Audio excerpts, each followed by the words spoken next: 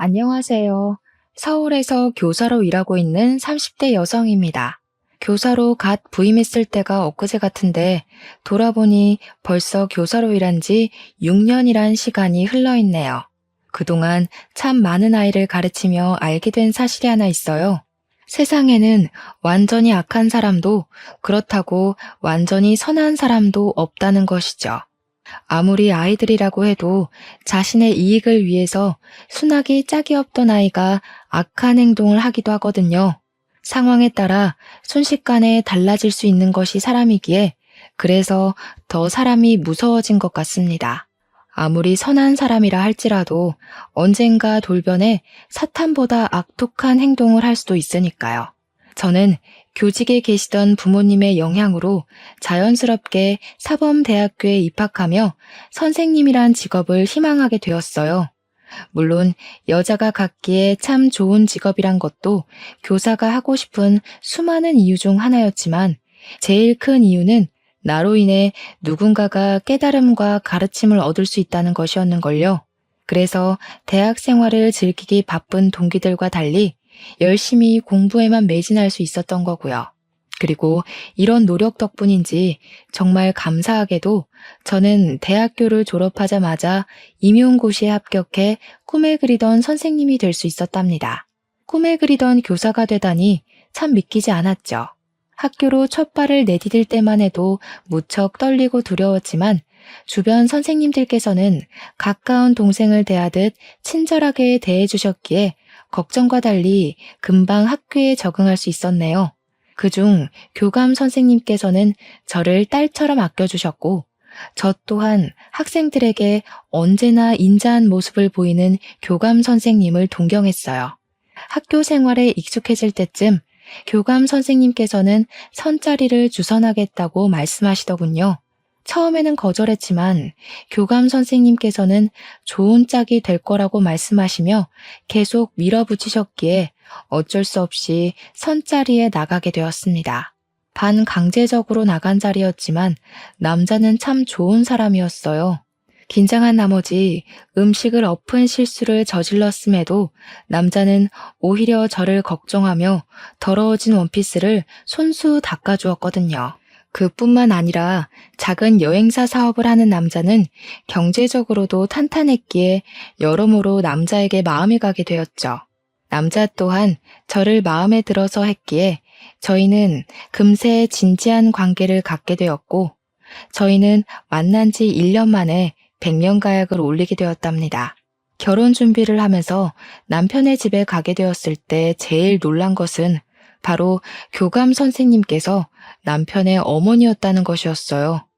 교감 선생님은 제 손을 잡으시며 눈물을 훔치셨죠. 예전부터 김 선생님을 마음에 두고 있었는데 드디어 우리 집 식구가 되다니 참 잘된 일이지 뭡니까? 다른 선생들도 우리 김 선생님을 며느리감으로 어찌나 탐내던지 그 모습을 보고 있자니 자꾸 마음이 급해져서 선자리도 밀어붙였는데 드디어 며느리가 되다니 기쁘기 그지없네요. 어머니, 말씀 낮춰주세요. 이제 제가 어머님 며느리가 되는데 자꾸 존댓말 써주시면 제가 어떻게 어머니를 편히 뵙겠어요. 그래, 우리 며느리가 그러자고 하니 내가 말을 놔야겠구나. 역시 교직에 몸담은 부모 밑에서 자란 우리 며느리는 말 한마디에도 귀품이 있구나. 이래서 윗물이 맑은 집 딸내미를 며느리로 들어야 한다니까. 우리 며느님 결혼하게 되면 앞으로 시애미가 아니라 두 번째 엄마다 생각하렴. 아이고, 결혼하기도 전에 네 시애미가 아주 우리 며느님한테 푹 빠졌구먼.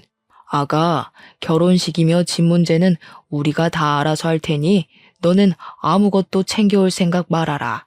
어머님, 아버님께서 교직에 계셔서 훌륭한 성품을 나눠주시긴 했어도 공무원 월급으로 어떻게 딸 결혼 준비까지 시켜주시겠니? 돈 문제는 우리가 알아서 하마. 저희 부부는 시부모님의 전폭적인 지지를 받으며 결혼식을 올리게 되었네요. 결혼한 후 연애 시절에는 보이지 않았던 폭력적인 모습을 보이는 남자들도 있다고 하는데요. 남편은 그 반대였어요. 오히려 결혼 후 더 잘해주려고 노력을 했죠. 시험 기간 문제를 낸 후 밤늦게 집으로 들어올 때면 남편은 국과 밥을 따뜻하게 차려주었어요. 이런 남편의 다정함은 친정 부모님에게도 그대로 넘어갔습니다. 친정 부모님께서 아들이 있었나 착각을 할 정도로 말이에요. 시부모님께서도 언제나 배려를 해주셨기에 저는 과분한 사랑을 받으며 행복한 결혼 생활을 할 수 있었네요. 하지만 단 한 가지 문제가 있다면 그건 바로 시부모님께서 저희의 분가를 허락하지 않는다는 거였습니다. 정확히는 시어머니께서 계속해서 합가 생활을 하길 원했고요. 시부모님과 지내는 것은 그리 어려운 일이 아니었지만 시댁 식구들은 시어머니가 정년퇴직을 하면서 경기도 외곽의 전원주택으로 이사를 갔기에 학교까지 출퇴근하는 것이 불편하더군요. 차를 타고 왕복 4시간이나 걸리는 거리를 매일매일 오가는 것은 결코 쉬운 일이 아니었습니다. 고심 끝에 남편과 상의 후 분가를 요청하기로 했죠. 언제나 저희 부부를 생각해 주시던 시어머니라면 이번에도 이해해 주실 거라 생각했습니다. 그런데 시어머니께서는 지금까지 볼 수 없었던 모습을 보이며 불같이 화를 내셨어요. 내가 못된 시무처럼 군 것도 아니고 그렇다고 네 시애비가 일하는 너한테 삼시세끼를 직접 차리라고 한 것도 아닌데 도대체 뭐가 아쉬워서 분가를 해? 시부모가 오냐오냐 예뻐해주고 남편이라면 그저 내 말에 껌뻑 죽는 신용이라도 하는 걸 보니 한번 대들어도 좋겠다 생각한 거냐? 시애미가 동네 개마냥 웃어 보이는 거지 지금? 어머니, 그런 게 아니라요. 이 사람 출퇴근 시간 때문에 그래요. 어머니께서는 정년을 하셔서 잘 알지 못할 수도 있지만 이 사람 차 타고도 출퇴근 시간만 꼬박 4시간이에요. 남편은 저를 대신해 시어머니에게 지금 상황을 설명하려 했지만 오히려 시어머니의 분노를 더 살 뿐이었어요. 시어머니께서는 탁자에 있던 커피잔까지 집어던지며 삿대질까지 하셨죠. 이번에도 남편이 나서서 말리려고 했지만 소용이 없었습니다. 아마 시어머니께서는 분가를 하고 싶어 남편을 꼬드겼다고 생각하는 것 같았는걸요. 네가 직접 말해봐라. 평소에는 쫑알쫑알 뚫린 입이라고 잘도 나불대더니 어떻게 이렇게 중요한 얘기는 꿀 먹은 벙어리 마냥 입도 뻥끗 못해? 불려시 같은 것. 교사 부모 밑에서 자랐다고 하길래 다른 집 옆편 애들과 다를 줄 알았다만 남편 뒤에 숨어서 시애미 눈이나 가릴 줄 아는 걸 보니 아주 못 배워먹은 여자들이랑 똑같이 행동하는구나. 분가 문제로 어머니께서 이렇게 화를 내실 줄 몰랐어요. 제가 생각이 짧았네요. 어머니께서 원하시면 분가는 안 하는 걸로 할게요. 그러니 어머니께서도 그만 화를 가라앉혀 주셨으면 좋겠어요. 그 후 분가 물 건너간 것은 물론 시어머니와의 사이 또한 완전히 틀어졌고 그때부터 저는 가시밭길이 깔린 길을 걸을 수밖에 없었네요. 시어머니께서 툭하면 분가를 요청한 것을 트집잡아 아무도 모르게 교묘히 괴롭히셨어요. 자신과 아들 사이를 떨어뜨리려고 작정을 했다면서요. 이해할 수가 없었습니다.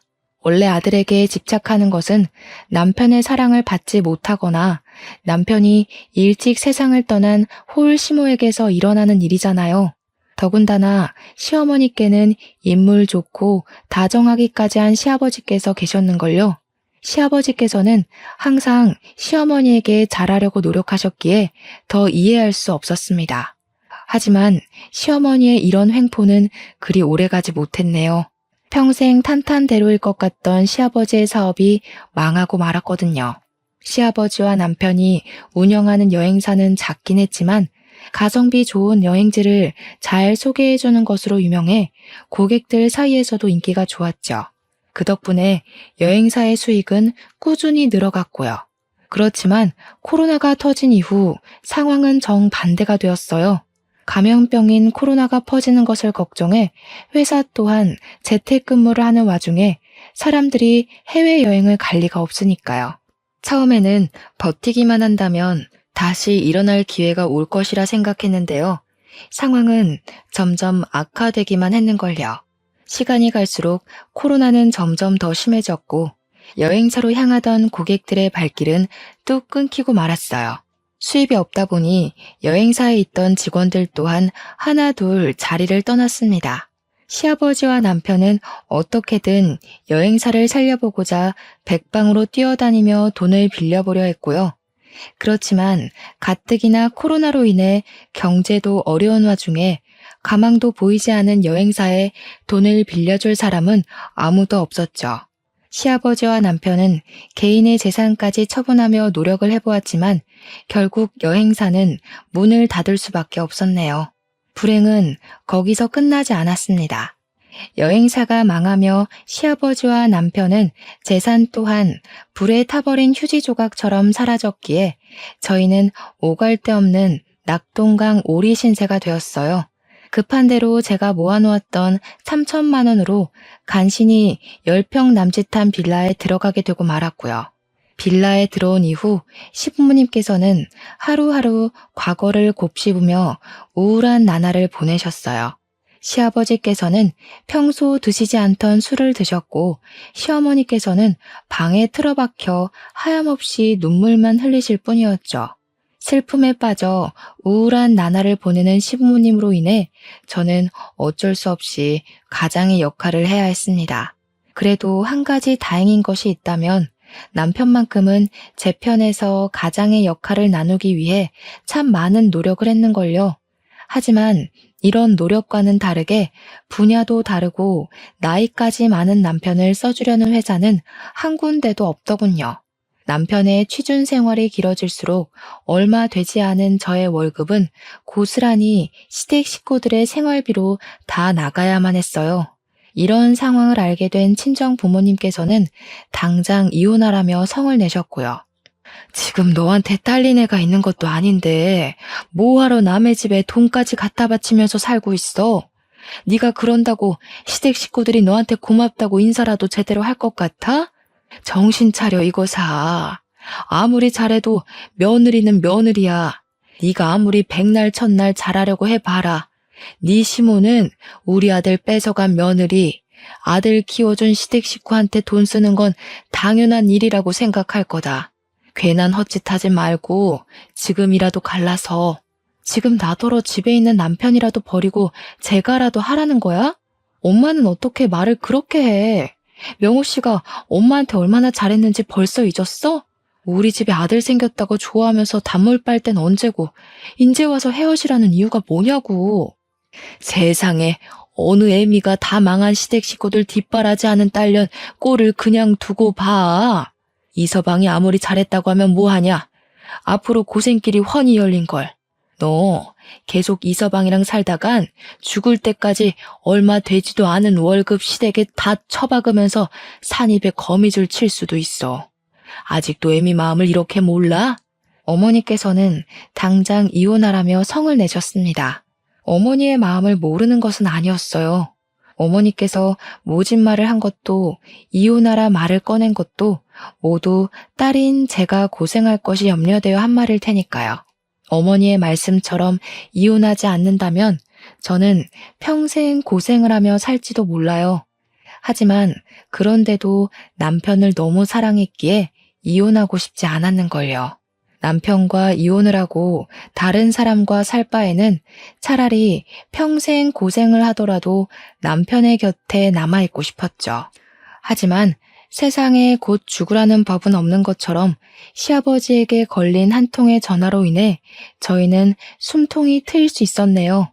전화를 건 사람은 10년 전 시아버지의 도움으로 대학교를 졸업한 사람으로 이제는 어엿한 대표가 되어 있다고 하더군요.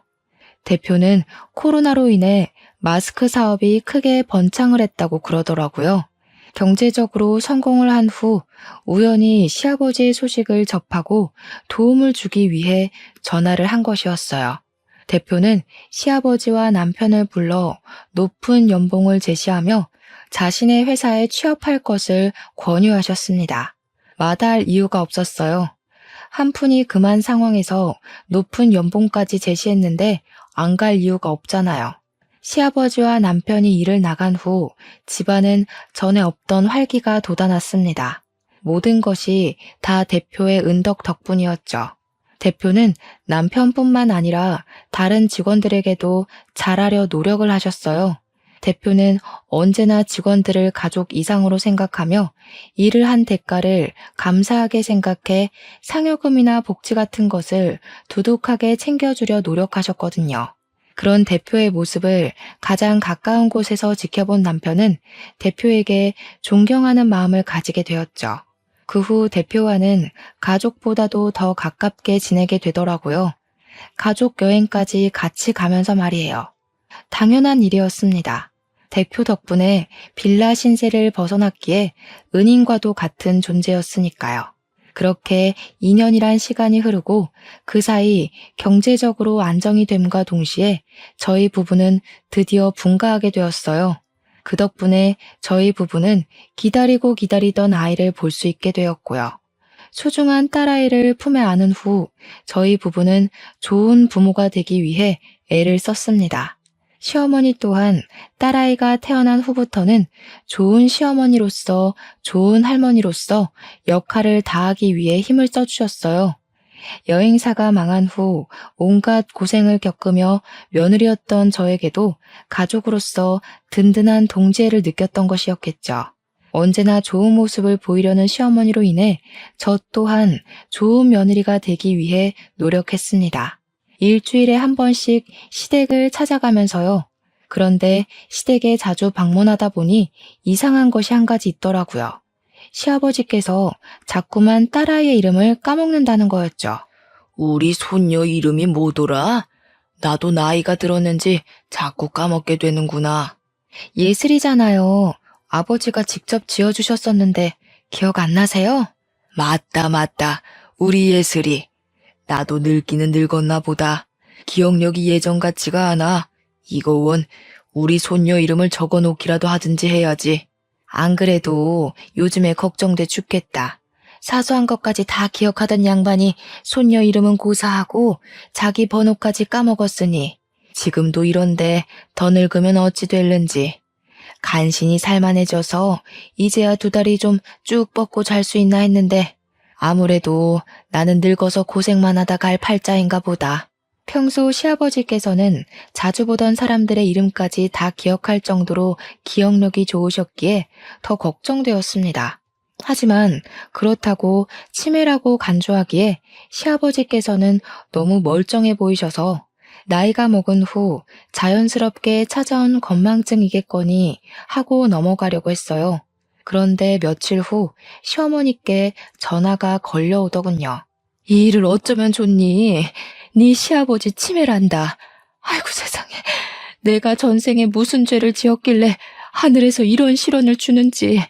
이제 꼼짝없이 치매 걸린 남편 수발이나 들게 생겼으니 어쩌면 좋니?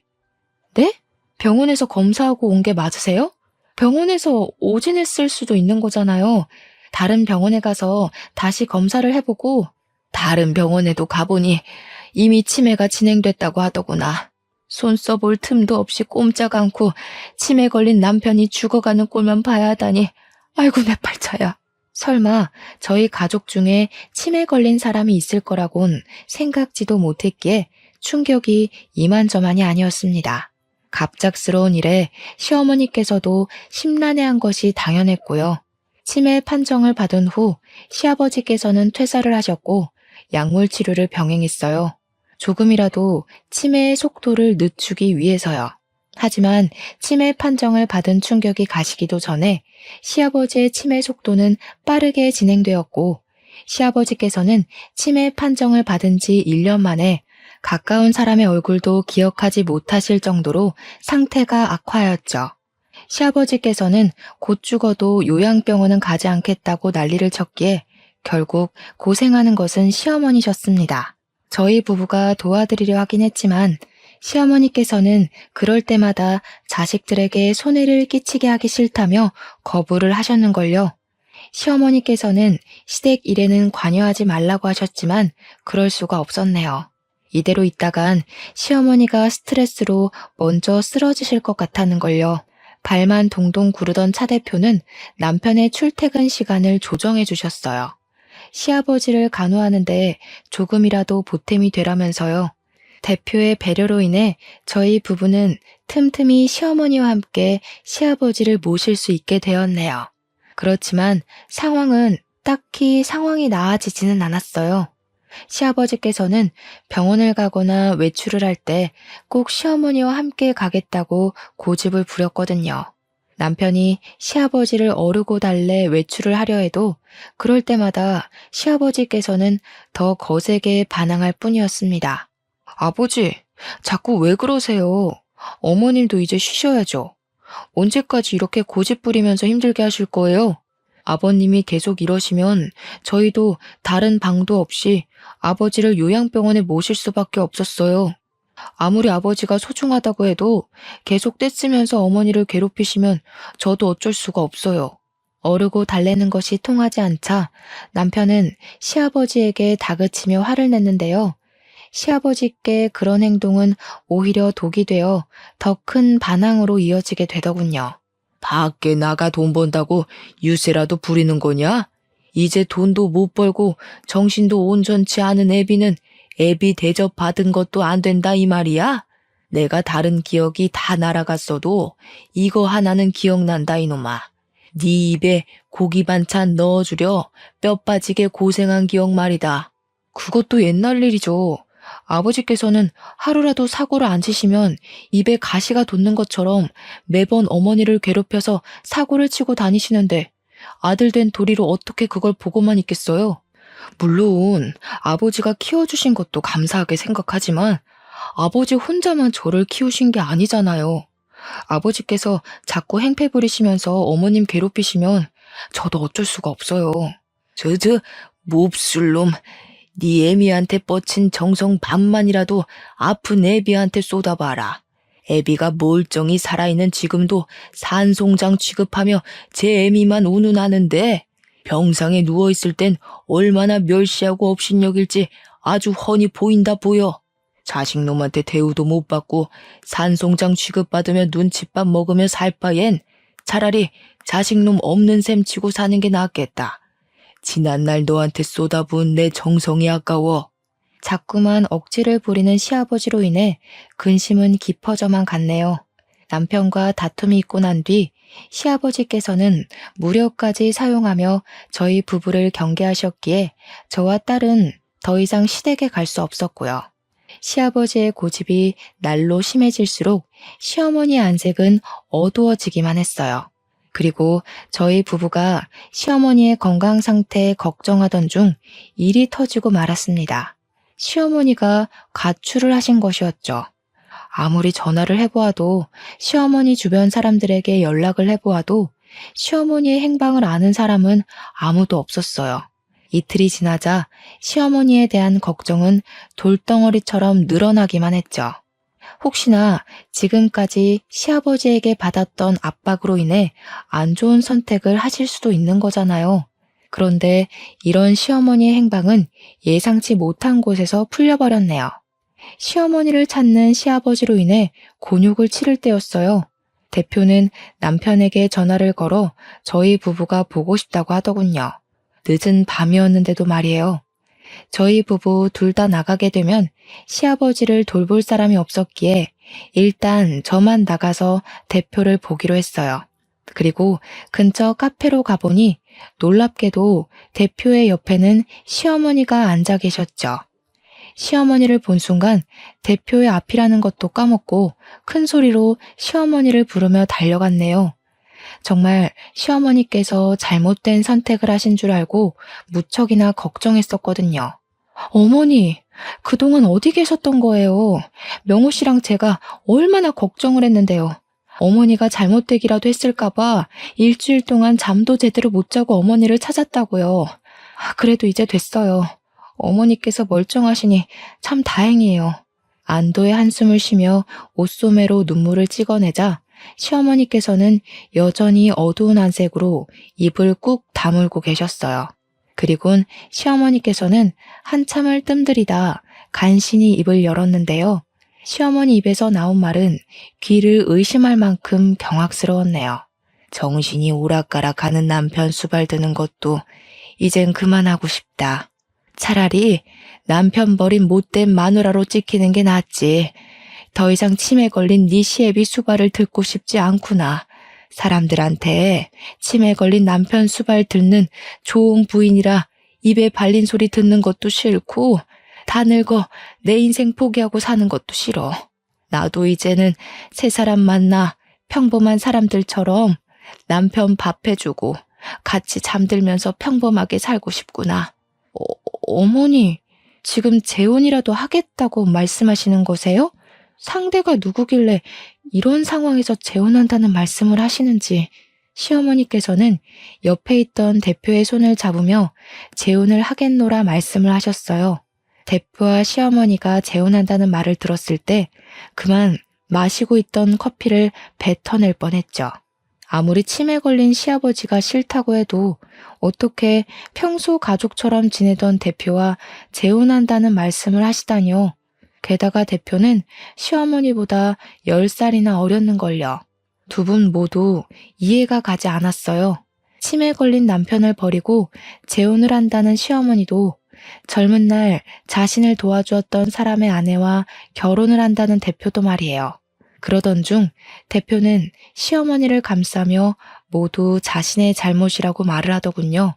자신이 아주 오래전부터 시어머니를 짝사랑한 탓에 일어난 일이니 탓하려거든 자신을 탓하라고요. 물론 그동안 시어머니께서 시아버지로 인해 얼마나 고생했는지는 잘 알았어요. 하지만 그렇다고 해서 모두가 힘든 상황에 혼자만 살겠다고 재혼을 하다뇨. 이기적으로 행동하는 시어머니를 보니 입이 써 아무런 말도 할 수 없었네요. 시어머니가 재혼 소식을 밝힌 후 예상한 대로 집안은 발칵 뒤집혔습니다. 남편은 시어머니에게 큰 배신감을 느끼며 재혼을 반대했는데요. 시어머니께서는 꿋꿋하게 재혼하겠다는 의견을 굽히지 않으셨네요. 아버지가 정신이 온전치 않은 와중에 재혼한다는 것도 기가 막히는데 하물며 아버지랑 제일 가까웠던 사람이랑 새 출발을 하시겠다뇨. 그게 지금 말이 되는 소리라고 생각하세요? 차라리 모르는 사람하고 정분이 났다 말씀하셨으면 아버지 수발 드는 게 힘들어 그랬을 수도 있겠구나 했을 거예요. 근데 이건 아니죠.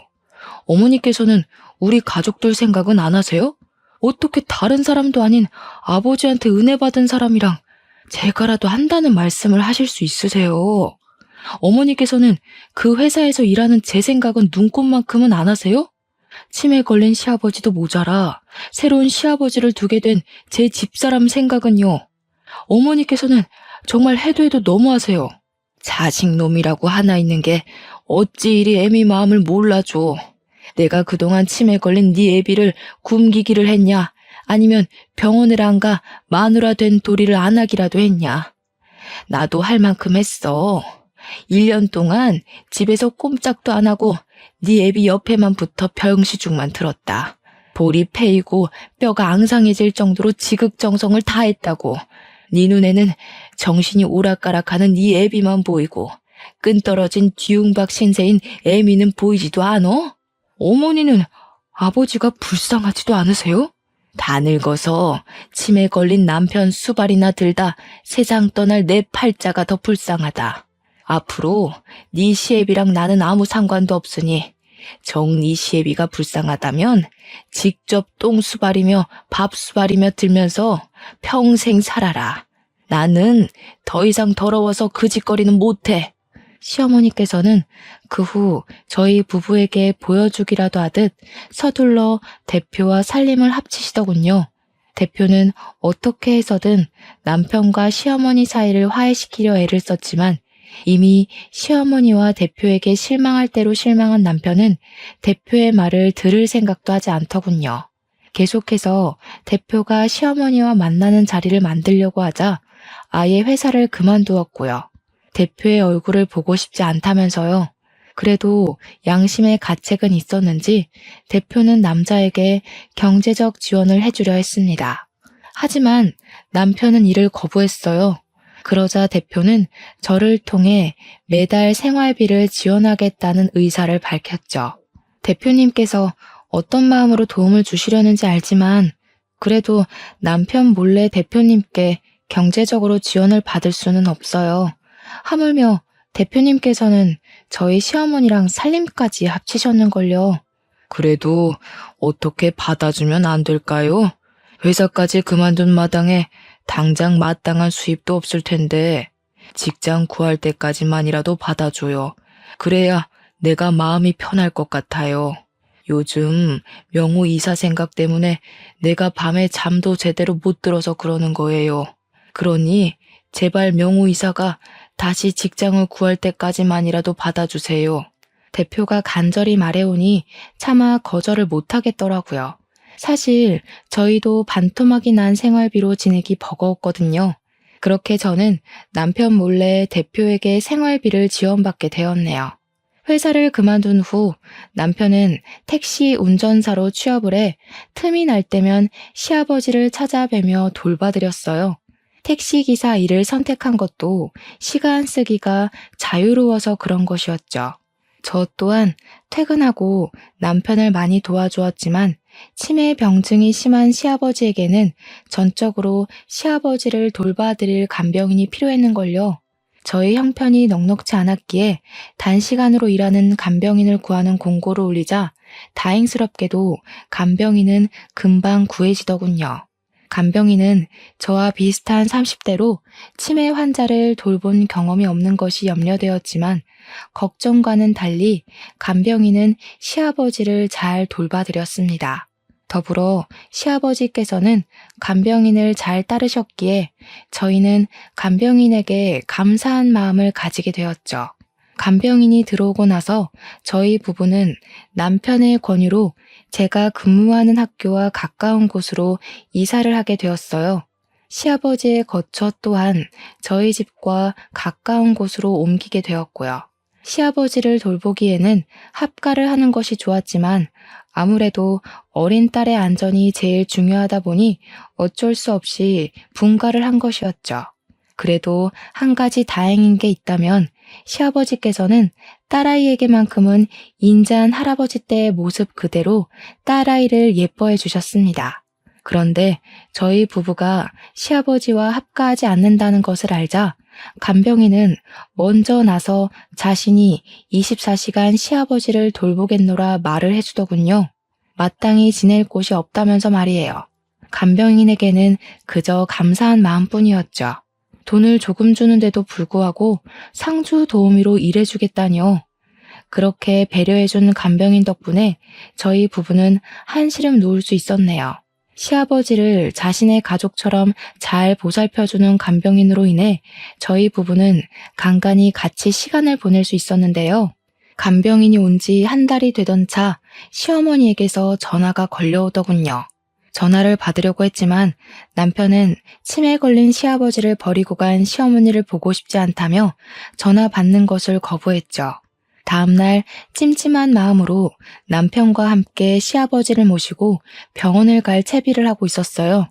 원래라면 간병인과 남편이 따라가겠지만 간병인은 집에 일이 있다고 말해 어쩔 수가 없었죠.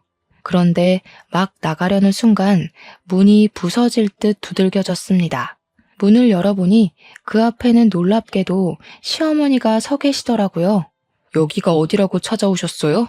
다른 남자의 눈이 돌아 자식도 정신이 온전치 않은 남편 버리고 나갔으면 평생 아들이며 남편 정도는 인생에서 다시는 못 볼 각오로 나가신 줄 알았는데요. 다른 남자한테 빠져서 아버지도 버린 어머니를 저희 집에 드리고 싶지 않으니 당장 나가세요. 남편은 불같이 화를 내며 시어머니를 내쫓으려 했지만 시어머니께서는 도끼 눈을 뜬 채 시아버지에게 달려들었습니다. 그리곤 시아버지의 멱살을 잡아 올리며 울분을 토해내셨죠. 하나밖에 없는 자식 눈 가려 내쫓은 것도 모자라 어떻게 이런 악독한 짓을 해. 명호야, 속지 마라. 네 애비는 지금 거짓말을 하고 있는 거야. 시아버지에게 달려드는 시어머니를 저지하던 남편은 악다구니를 쓰는 시어머니의 모습을 보자 동작을 멈추고 몸을 움찔거렸습니다. 울분을 터뜨리던 시어머니께서는 눈물을 닦고 일어나시더니 저희가 몰랐던 이야기를 하기 시작했네요. 자식한테 부끄러운 애미가 되기 싫어. 그동안 아무리 더러운 일을 당해도 갖은 수모를 겪고도 꾹 참고 넘겼지만 더 이상은 안 되겠어. 나 하나 자식 앞에서 깨끗한 척하자고 더러운 집안이 쑥대밭으로 변하는 꼴을 보는 것도 질렸다. 지금 애들 앞에서 무슨 말을 하려고? 외간 남자 때문에 나가서 집 나갔으면 그걸로 끝이지 어디 집에까지 와서 행패야? 이제 당신 꼭두각시 짓 하면서 멀쩡한 사람 흙탕물에 담그는 일도 아주 지긋지긋해. 왜? 내 비밀 가지고 협박할 때는 신이나 입에 귀에 걸리더니 이제 애들 앞에 당신 실체 까발려질 생각하니 속이 뒤틀려? 나는 당신한테 협박당하는 동안 수도 없이 속이 뒤틀리고 마음이 찢어졌어. 시아버지께서는 벌떡 휠체어에서 일어나 시어머니에게 달려들었습니다. 깜짝 놀랐어요. 요 몇 년간 이렇게 건재하고 멀쩡한 시아버지의 모습을 본 것은 처음이었거든요. 시아버지에게 저지를 당하면서도 시어머니께서는 계속해서 저희에게 시아버지의 실체를 폭로하셨고요. 명호야, 그동안 내가 네 애비 때문에 얼마나 고생을 했는지 아니? 내가 너희 대표랑 살림을 차린 것도 다 대표 돈이 탐나서 네 애비가 꾸민 짓이야. 어디 그뿐인 줄 아니? 이 시애비가 끼고 도는 간병인이 어떤 사람인데 말도 안 되는 유언비어로 애들한테 쓸데없는 소리 하지 말고 썩 꺼지기나 해. 딸버린 내연녀 들여서 끼고 돌 때는 좋아 죽더니 애들 앞에서 까발리니 이제야 겁이 나? 내연녀라뇨? 치매 걸린 노인인 척 눈속임에서 딸버린 내연녀를 간병인으로 곁에 두고 희희낙낙한 거지 뭐긴 뭐냐. 너희는 모두 다 속은 거야. 상상도 할 수 없던 간병인의 정체에 남편은 입을 닫고 뒤로 물러났어요. 깜짝 놀란 것이겠죠. 시아버지께서 치매에 걸린 노인인 척 연기를 했다는 것부터 믿을 수 없는 일 투성이더군요. 모든 것이 다 꿈같이 느껴질 정도로 말이에요. 더군다나 모든 것이 시아버지께서 내연녀와 풍족한 생활을 하기 위해 벌인 일이라니 믿을 수가 없었는걸요.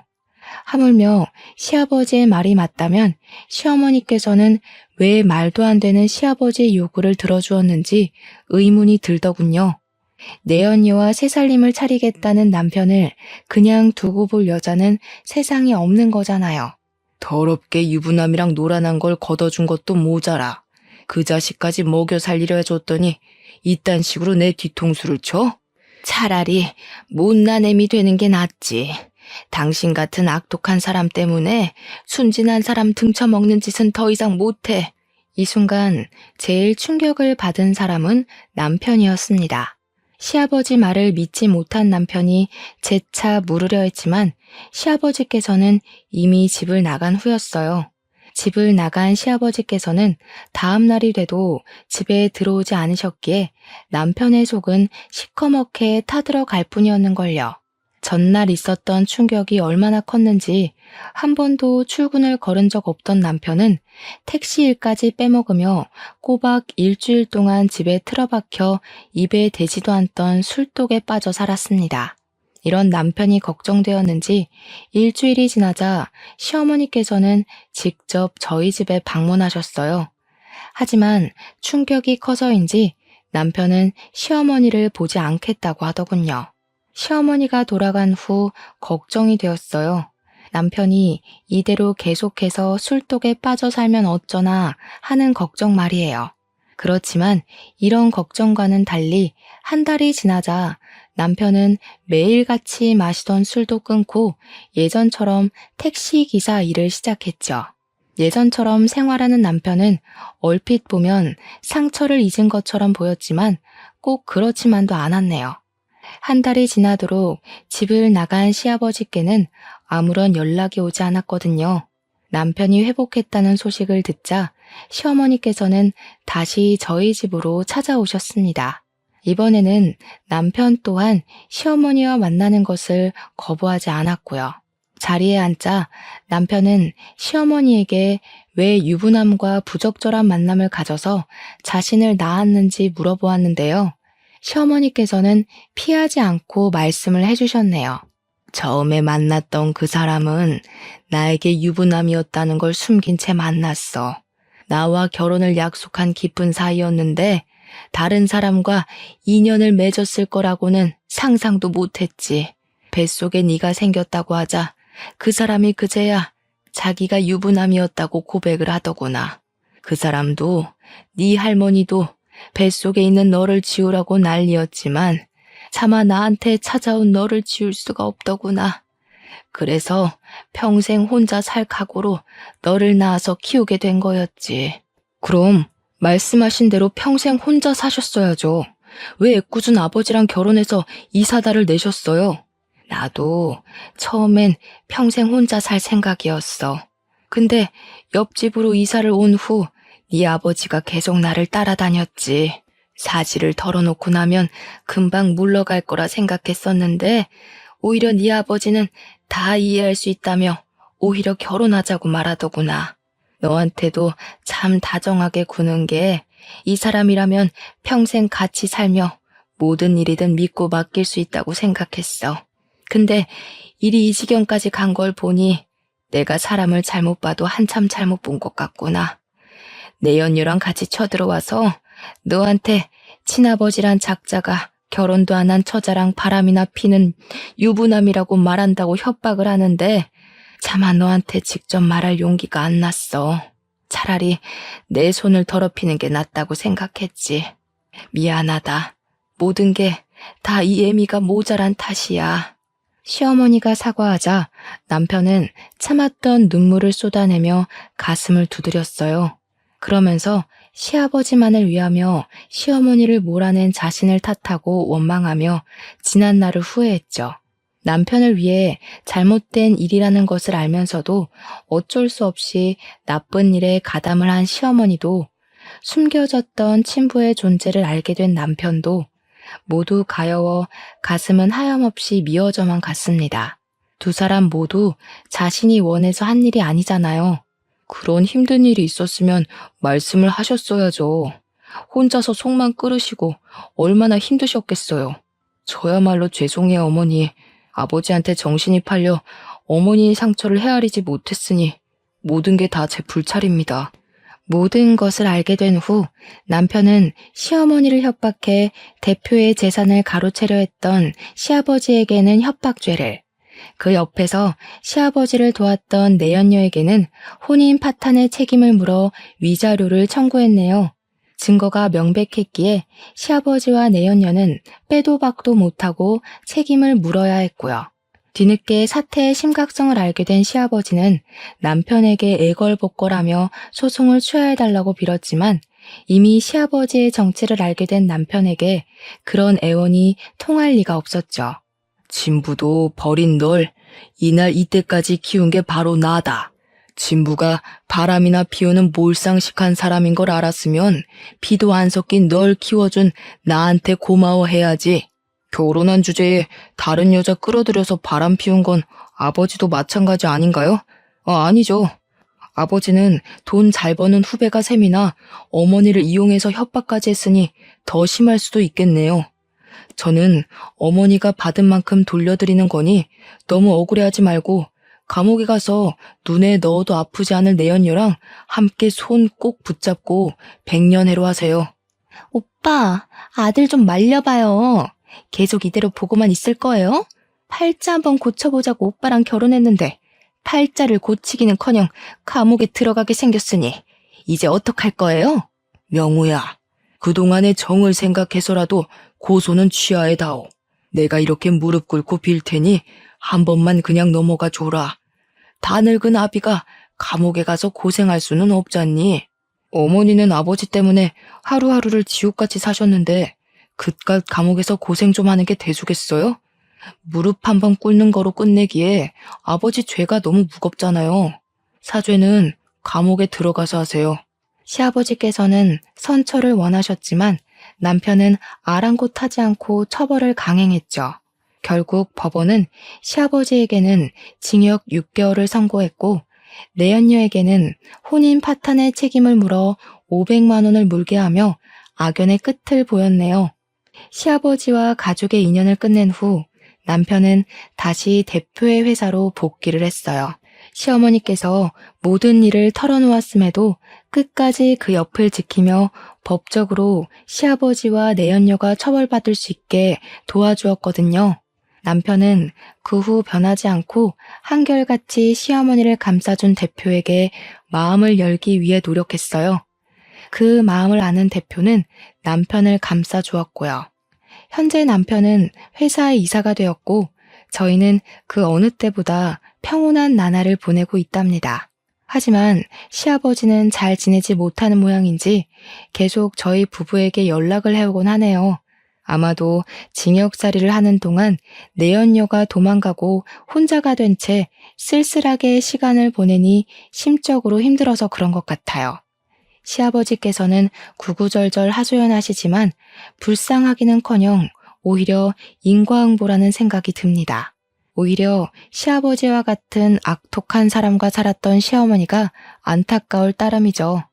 지금 제가 바라는 것은 단 하나. 저희 가족들이 지금처럼 행복하게 지내는 거예요. 이런 걸 보면 사람은 무지막지하게 악해질 수도 있지만 그런데도 사람들과 함께 모여 사는 이유는 결국 구원을 받는 것 또한 사람의 선함이기 때문인 것 같네요. 폭풍이 지난 하늘이 더 막듯이 악했던 시아버지로 인해 사람의 악함도 더할 나위 없이 선한 마음도 믿게 되었는데요. 저는 이번 일을 계기로 선한 마음을 가진 사람이 되고자 합니다. 그럼 지금까지 길었던 이야기를 들어주신 시청자분들에게 인사를 올리며 이야기의 마침표를 찍도록 할게요. 시청자분들 진심으로